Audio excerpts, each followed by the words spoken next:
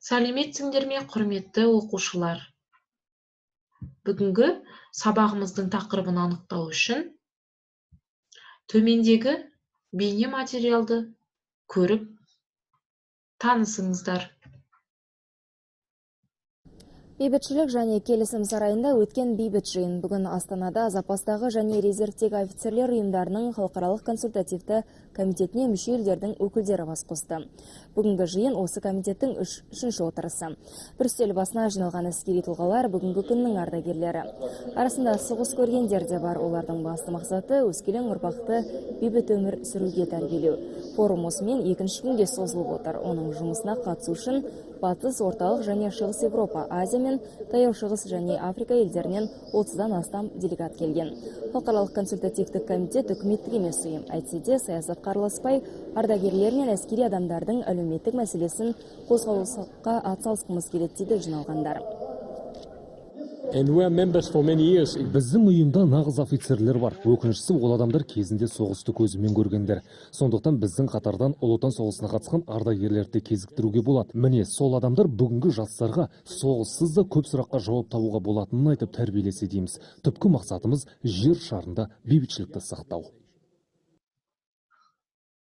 Бейне материалды тамашалап болсақ, ендеше сабағымыздың тақырыбы бейбітшілікті сақтау мәселелері.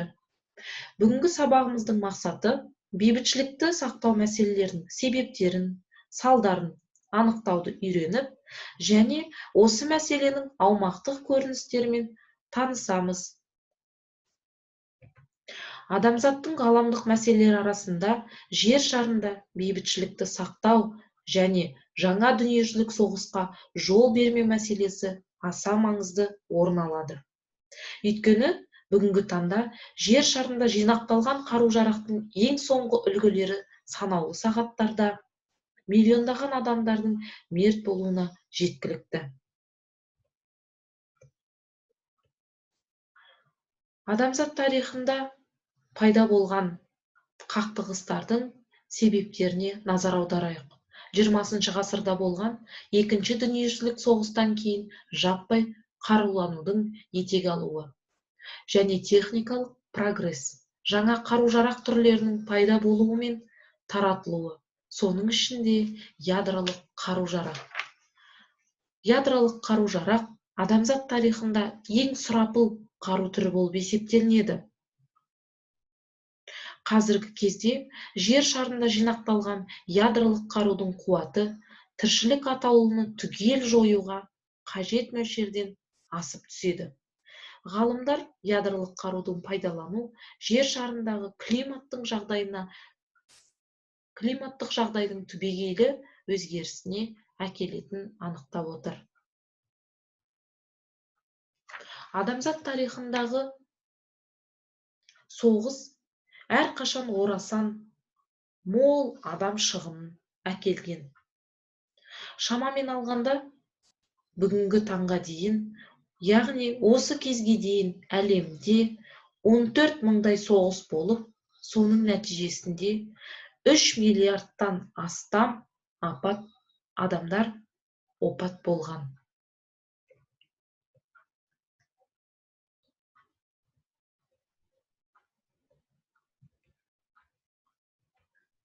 Дүние жүзіндегі қазіргі жағдайда соғыс қауіп-қатері әлі күнге дейін сақталуда. Жеке және аймақтық қақтығыстар мен соғыс ошақтары сақталуда. Ядролық қарудың таралуы әлі күнге дейін сақталуда. Соғыс блоктарының да әлі күнге дейін бар екендігі мәлім. Қару-жарақ саудасы да әлі күнге дейін тоқтаған жоқ. Қазіргі кезде жеткен жетістіктер мен әлі де кездесетін қиыншылықтар. Негізгісіне қару-жарақ сату қазіргі таңда 2 есеге азайды. Қару-жараққа бөлінетін қаражат ол да азайып келеді жылдан жылға. Ядролық және тағы басқа қару-жарақ түрлерінің таратылуы мен сатылуына халықаралық ұйымдар жағынан қатаң бақылау қойылды. Әлем елдерінің жаппай қаруланған жанжалдық аймақтары көбінесе Орта Азия елдері және Африка материгінде орналасқан елдерге тән екендігін анықтауға болады. Дүние жүзінің ыстық нүктелері, яғни ірі қақтығыстар аймағымен таныс болыңыздар.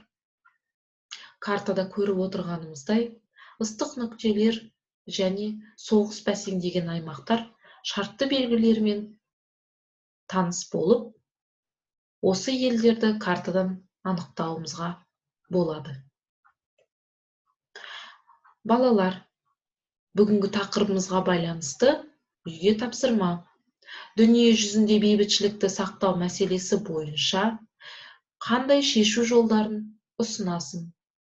Яғни, дүние жүзінде бейбітшілікті қалай сақтауға болады деген сұраққа өз шешу жолдарыңды әзірлеп, кері байланысты WhatsApp желісі арқылы жасаймыз. Осымен сабағымыз аяқталды. Сау болыңыздар.